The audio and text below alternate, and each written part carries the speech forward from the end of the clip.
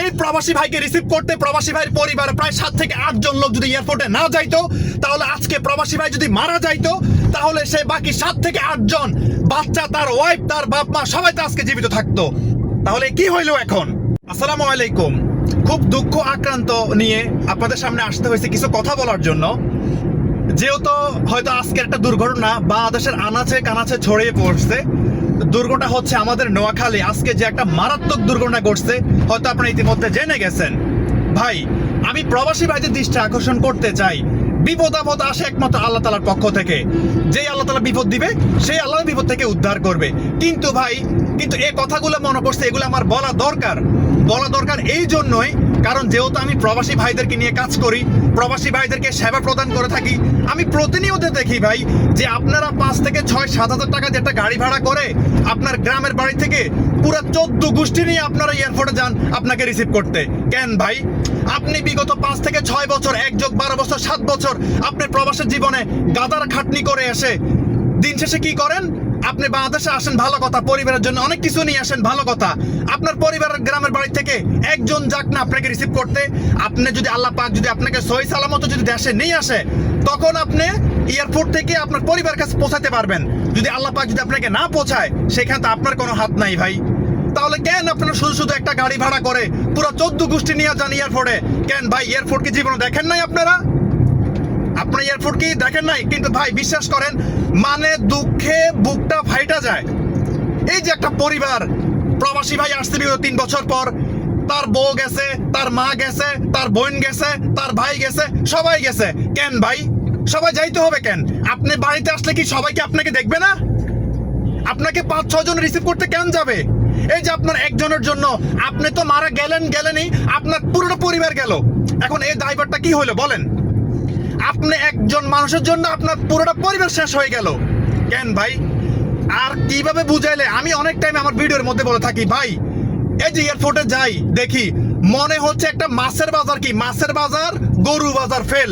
এত পরিমাণ মহিলা, এত পরিমাণ মেয়ে, এত পরিমাণ মানুষ। মানে একটা হাইস গাড়ি ভাড়া করে, একটা নোয়া গাড়ি ভাড়া করে কমপক্ষে 6 থেকে 7 জন যায়। তারা মনে করে কি, আরে গাড়ি তো ভাড়া করছি, সমস্যা কি? এত বড় গাড়ি খালি যায় লাভ আছে?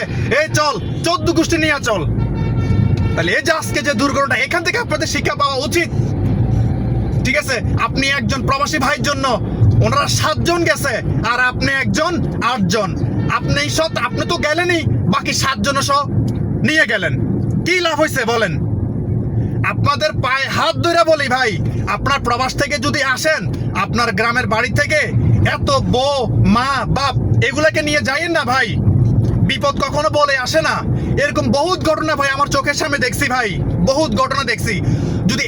যদি আপনাদের শিক্ষা না হয়, আপনাদের জীবনও শিক্ষা হবে না। আপনি তো বাংলাদেশে আসবেন, পরিবার কাছে অবশ্যই যাবেন। তাহলে কেন ভাই পুরো 14 গোষ্ঠীর পরিবার আপনার ঢাকা আসতে হবে আপনাকে রিসিভ করতে? কেন ভাই?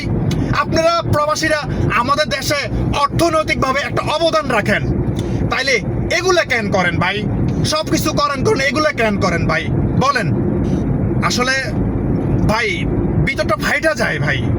একটা প্রবাসী 3টা বছর পরে এসে যদি সে বাড়িতে পৌঁছানোর আগ মুহূর্তে সে তার পরিবারকে নিয়ে সে যদি উপরে চলে যায়, মারা যায়, তাও এত নিকৃষ্ট ভাবে পানিতে ডুবে, 3টা বাচ্চা সহকারে।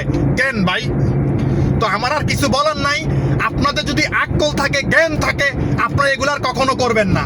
পরিবার থেকে পুরো 14 গোষ্ঠী পরিবারকে নিয়ে কখনো এয়ারপোর্টে যাবেন না, এয়ারপোর্ট থেকে আসতে বলবেন না। ঠিক আছে? তো আপনাদের কাছে অনুরোধ রইল ভাই, আপনারা আমার এই ভিডিওটা একটু বেশি করে শেয়ার করে দিয়েন।